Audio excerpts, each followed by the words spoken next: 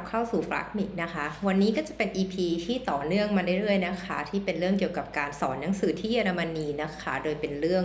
ที่โฟกัสอยู่ที่การเปลี่ยนแปลงของธุรกิจก็คือการทำ transition management นะคะที่วันนี้ก็จะเป็นการพูดถึงคลาสสุดท้ายนะคะก็คือคลาสที่6นะคะจากทั้งหมดก็เรียกว่า6คลาสนะคะก็วันนี้เนี่ยเวลาเป็นคลาสสุดท้ายที่เราคุยกับนักเรียนเนี่ยก็จะเป็นการคุยถึงเรื่องว่าหลังจากที่เรามีการเห็นภาพ overview นะคะว่าความเสี่ยงธุรกิจในศตวรรษที่21เนี่ยมันมีอะไรบ้างแล้วเนี่ยเราก็พูดต่อไปนะคะว่า climate action climate change เนี่ยมันมีผลอย่างไรต่อธุรกิจนะคะหลังจากนั้นเนี่ยเราก็พูดถึงโซลูชันนะคะโซลูชันอย่างมีเวลาพูดได้แค่เรื่องเดียวแหละก็คือเรื่อง circular economy นะคะว่า circular economy เนี่ยมันส่งผลอย่างไรต่อการต่อสู้กับโลกร้อนนะคะเสร็จแล้วหลังจากนั้นเนี่ยเราก็ไปพูดถึงเรื่องของตัวการดูแลเรื่องเทคโนโลยีนะคะว่า digital transformation ที่คนเราพูดถึงกันเนี่ยเราสามารถนำดิจิทัลอะไรบ้างเทคโนโลยีอะไรบ้างมาช่วยในการสร้างผลกระทบเชิงบวกนะคะต่อสิ่งแวดล้อมและสังคมหรือไม่ก็ลดผลกระทบเชิงลบของสิ่งเหล่านี้นะคะให้เกิดกับธุรกิจขององค์กรนะคะเสร็จแล้วเมื่อตอนที่แล้วเราก็พูดถึงเรื่องของการเกี่ยวกับเรื่องแผนกของทรัพยากรบุคคลนะคะว่าต่อให้เราพยายามจะทำ3กับ4ให้ได้ดีอย่างไรถ้าเกิดว่าคนในองค์กรเนี่ยเขาไม่เอาด้วยคืออันที่5เนี่ยมันก็จะไม่เดินเนาะเราก็เลยพูดถึงเรื่องของการบริหารจัดการองค์กรที่มีพนักงานเป็นจุดศูนย์กลางนะคะวันนี้เนี่ยเราก็จะพูดถึงว่าแล้วทั้งหมดทั้งมวลนี้เราจะชี้วัดผลได้อย่างไรเราจะประเมินผลได้อย่างไรว่าองค์กรทำดีหรือไม่ดีซึ่งก็เช่นกันเนื่องจากว่าเวลาสอนมันก็มีจำกัดนะแค่คาบเดียวเงี้ยคาบเดียวก็ประมาณ2ชั่วโมงนิดๆอะไรอย่างเงี้ยค่ะ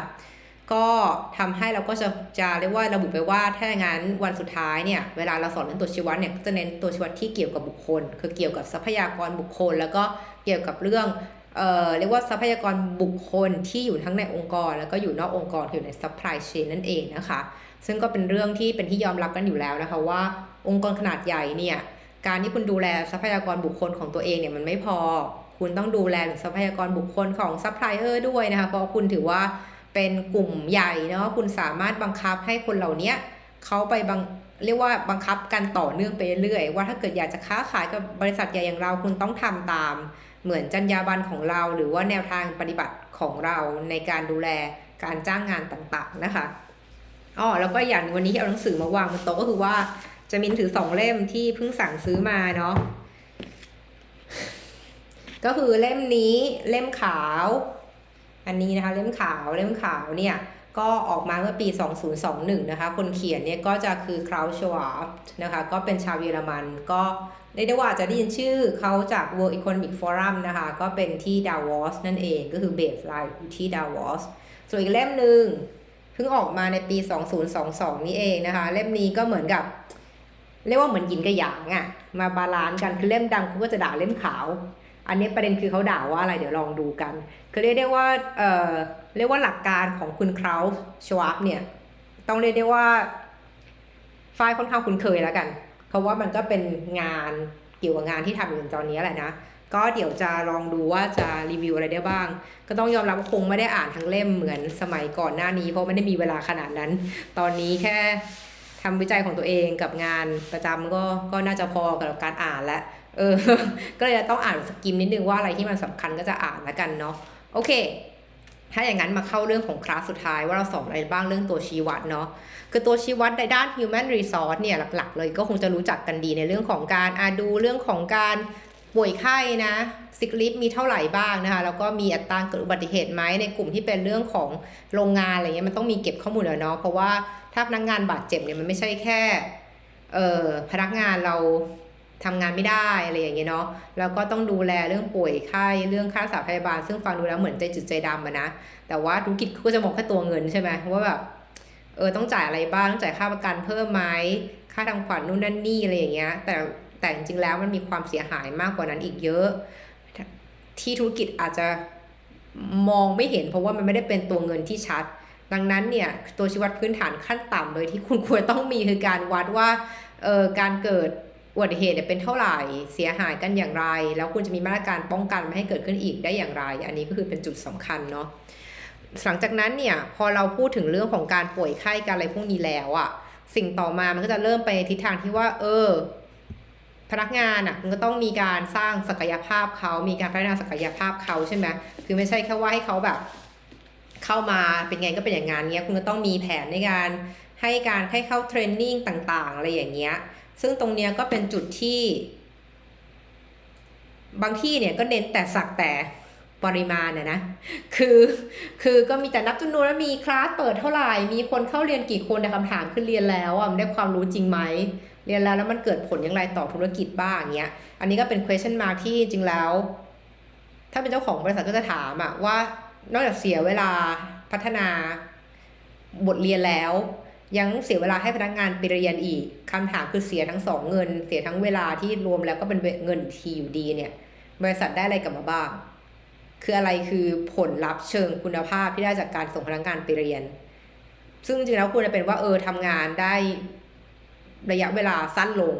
อะไรเงี้ยจากการเอาพนักงานไปเรียนเรื่องการใช้ Excel เรื่องการใช้ PowerPoint เรื่องการใช้ Word ทำให้เหมือนเวลาทำเอกสารอะไรเงี้ยมันไม่ต้องเสียเวลาอีดิทมากนักทำแป๊บเดียวจบทีเดียวเลยไม่ต้องมานั่งแก้อะไรกันอย่างเงี้ยอันนี้คือวัดเวลาได้ไหมว่าหลังจากส่งพนักงานไปเรียนแล้วเราก็สามารถทำ Word ได้เร็วขึ้นซึ่งคุณก็ต้องมีเบสไลน์ก่อนถูกปะ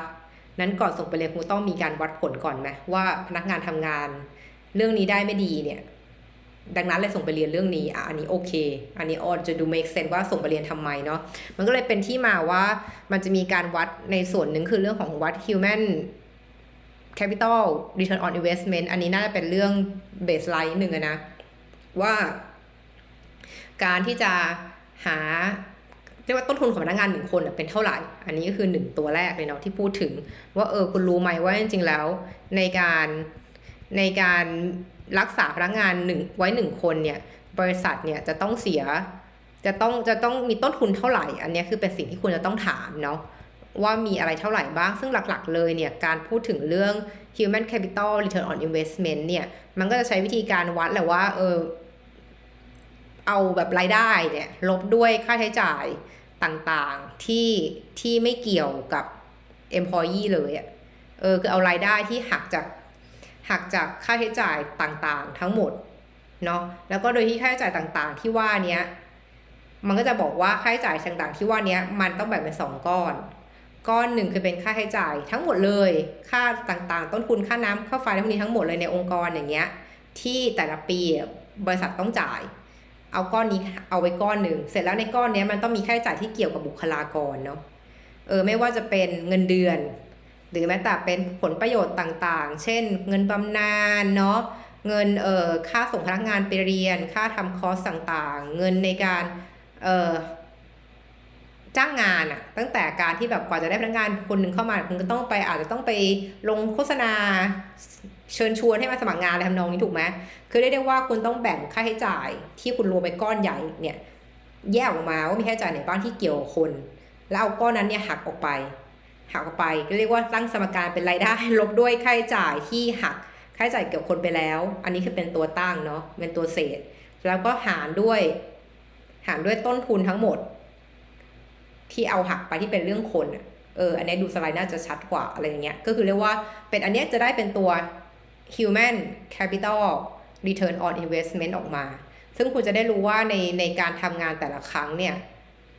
จะได้เทียบแต่ละปี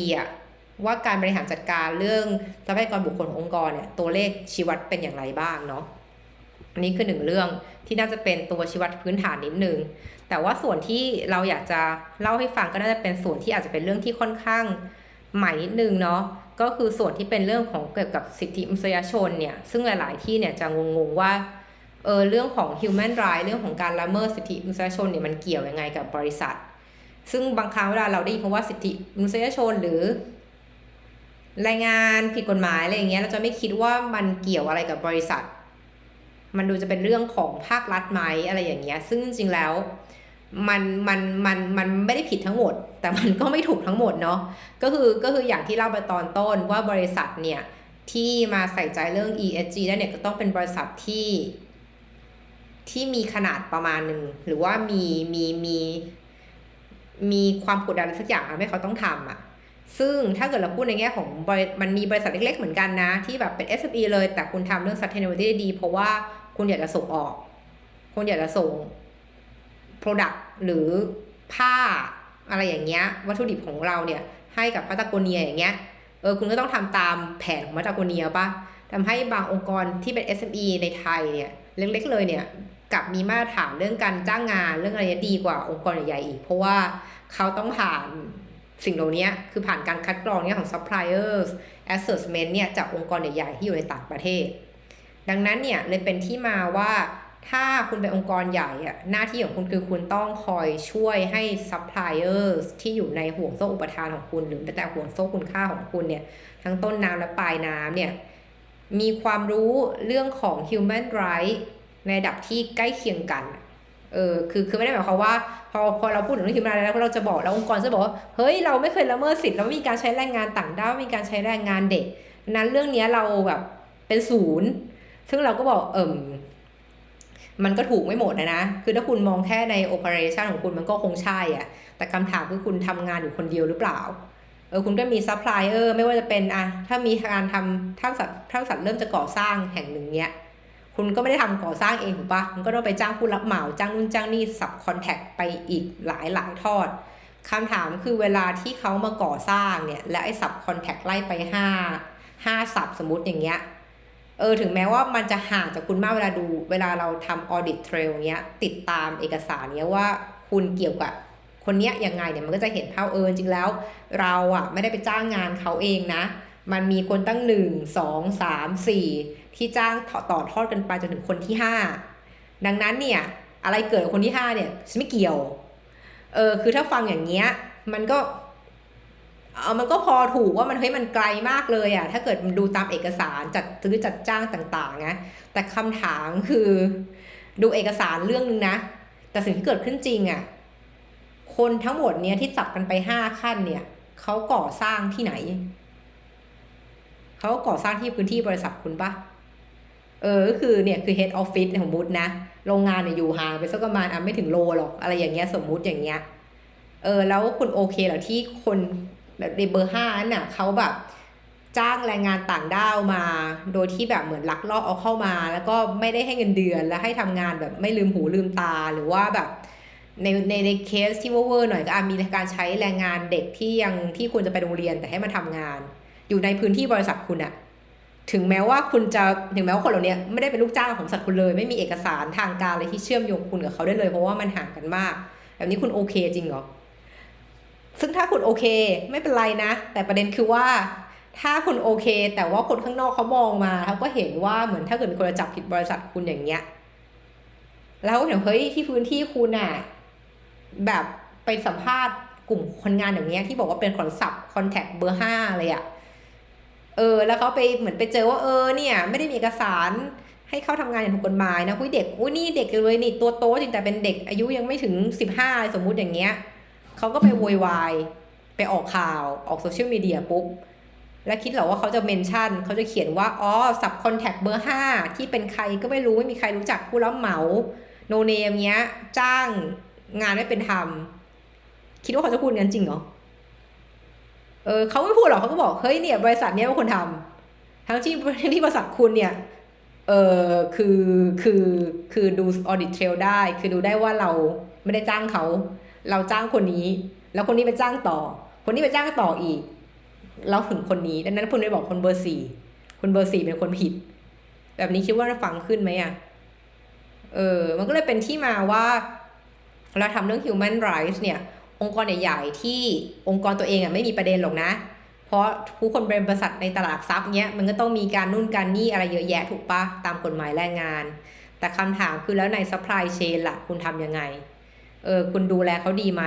มันก็เลยเป็นที่มาว่าถ้าทำเรื่อง human rights เนี่ยมันก็จะมีกระบวนการเรียกว่า human rights assessment นี่เป็นขั้นต่ำเลยนะคือถ้าเกิดไม่รู้จะทำอะไรอันดับแรก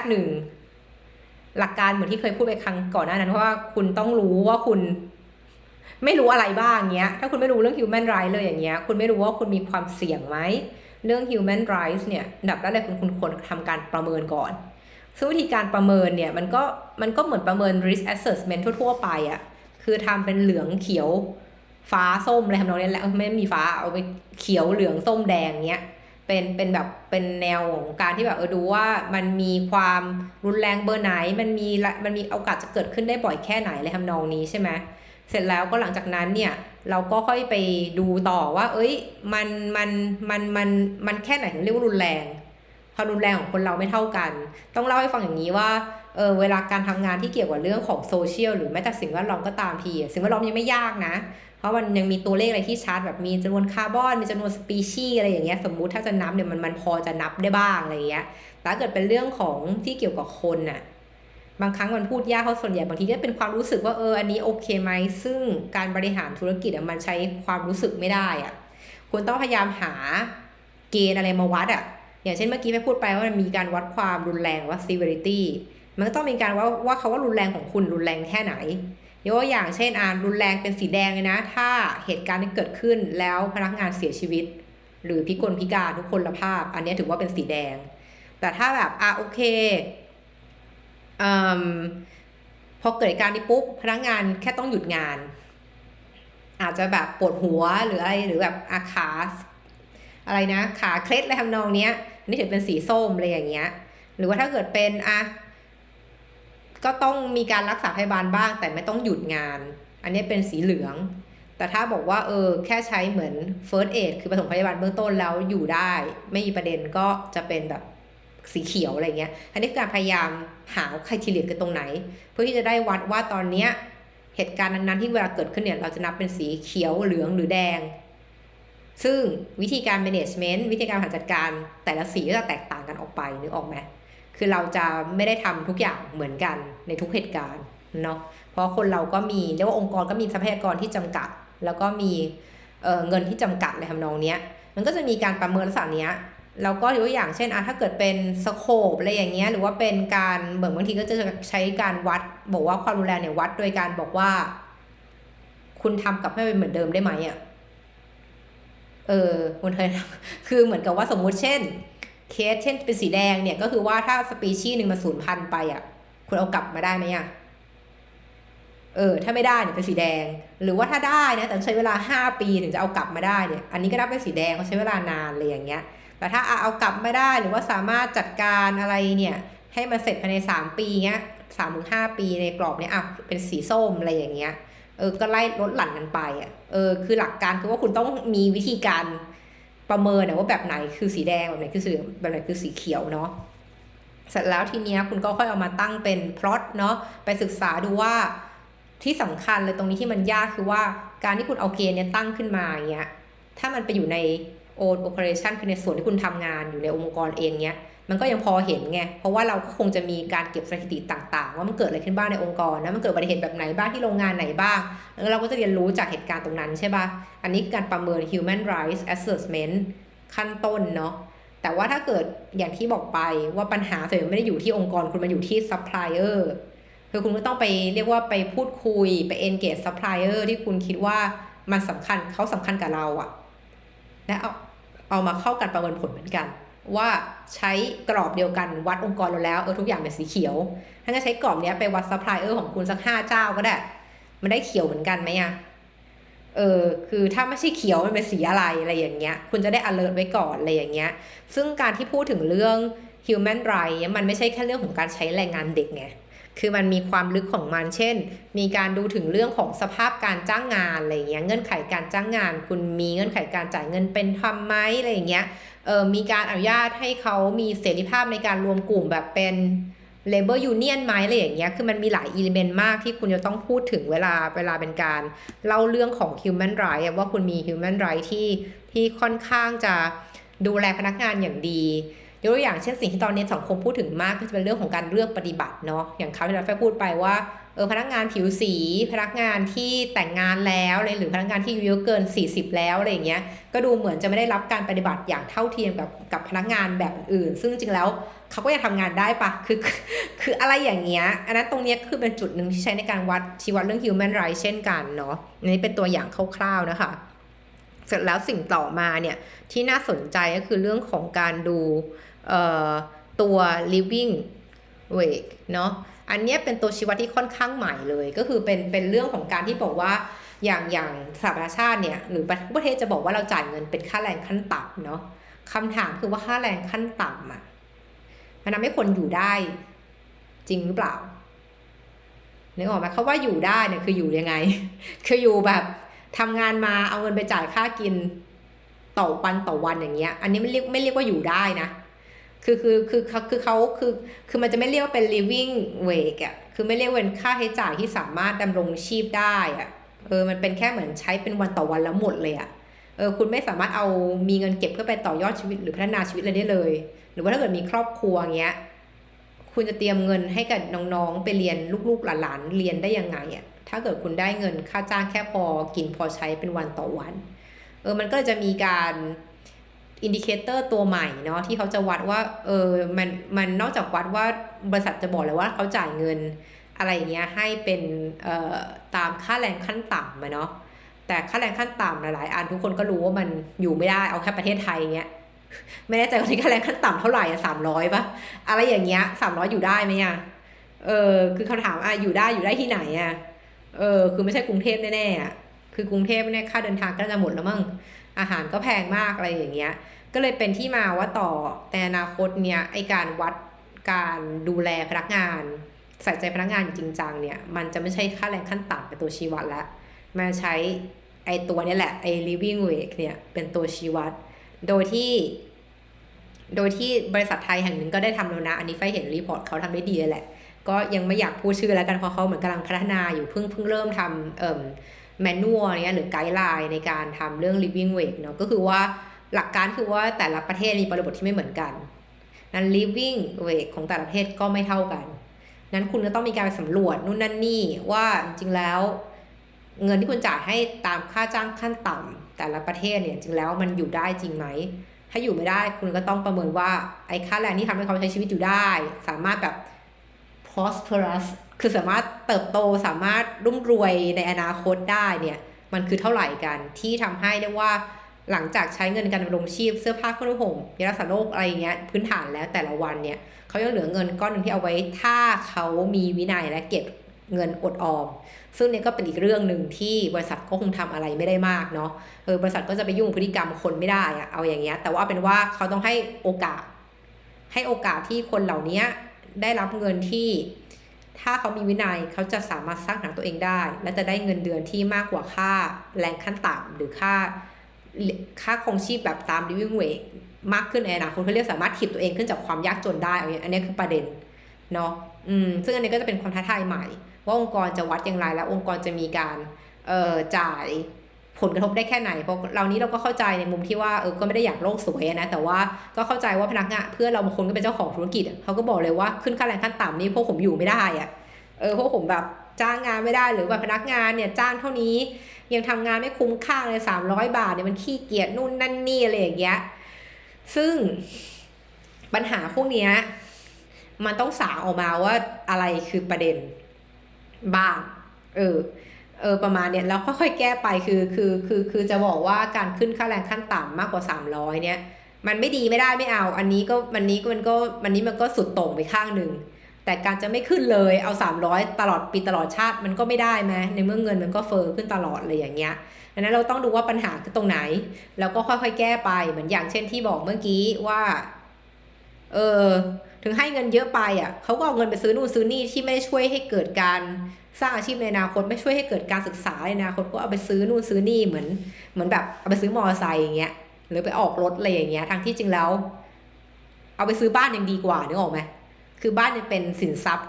เนี่ยอสังหาริมทรัพย์ที่มันอาจจะมีค่าได้ในอนาคตอะไรอย่างเงี้ยแต่ซื้อรถยนต์เนี่ยคือซื้อวันนี้ก็ราคาเหลือครึ่งเดียวแล้วขายดังนั้นมันก็จะเป็นเรื่องของการวินัยทางการเงินหรือความรู้ทางการเงินแหละที่จริงตรงนี้มันก็ต้องมีเรียกว่าส่วนอื่นมาช่วยเช่นตอนนี้กลุ่มภาคธนาคารก็จะโดนให้เรียกว่าคุณต้องหาทางทำให้คนไทยเนี่ยเรียนรู้การบริหารจัดการเงินเพื่อลดหนี้ครัวเรือนที่ตอนนี้เรามีโคตรเยอะมากในประเทศไทยจะทำยังไงให้หนี้ครัวเรือนมันลดลงก็คือ1คืออาจจะต้องให้ความรู้ถ้าให้ความรู้แล้วยังไม่พอเนี่ยเวลาที่คุณให้เงินกู้เงี้ยมันก็ต้องมีมาตรการในการช่วยทำให้แน่ใจว่าเขาจะไม่ใช้เงินเกินตัวหรือใช้เงินลงทุนกับสิ่งที่ไม่ควรจำเป็น สิ่งที่จำเป็นเช่นพวกรถยนต์เป็นต้นทั้งที่คุณควรจะเก็บเงินไว้เพื่อไปเรียนต่อไหมอะไรอย่างเงี้ยหรือว่าแม้แต่การเป็นหนี้นอกระบบอย่างเงี้ยคือถ้าเกิดถึงแม้ธนาคารบอกว่าเนี่ยฉันก็พยายามคัดกรองแล้วนะจนทำให้ฉันไม่ปล่อยสินเชื่อเลยตลอดที่ผ่านมาก็ไม่ปล่อยสินเชื่อให้บุคคลย่อยๆเลยอะไรเงี้ยแต่นั้นก็ไม่ได้หมายความว่ามันถูกต้องไงเพราะว่าบางทีแล้วเขาอาจจะไปกู้นอกระบบไหม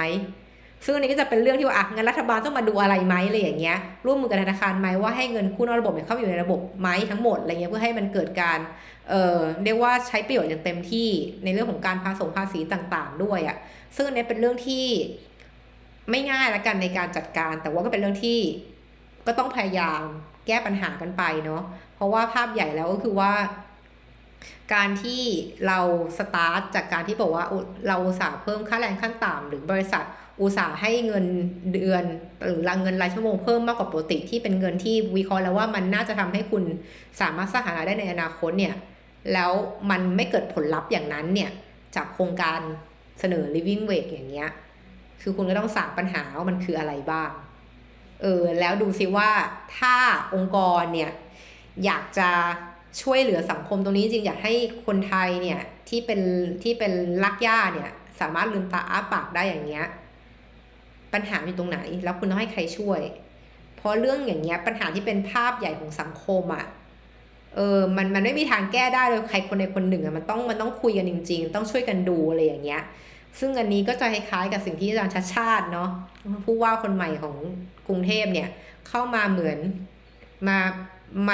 มาลื้อระบบนิดๆอ่ะว่าการทำงานแบบเดิมมันไม่ได้แล้วอ่ะมันต้องคุยกันมากขึ้นมันต้องแบบสื่อสารกันอย่างตรงไปตรงมามากขึ้นแล้วก็มีความโปร่งใสอ่ะทำให้คนรู้สึกว่าอยากจะทำงานอยากจะแก้ปัญหา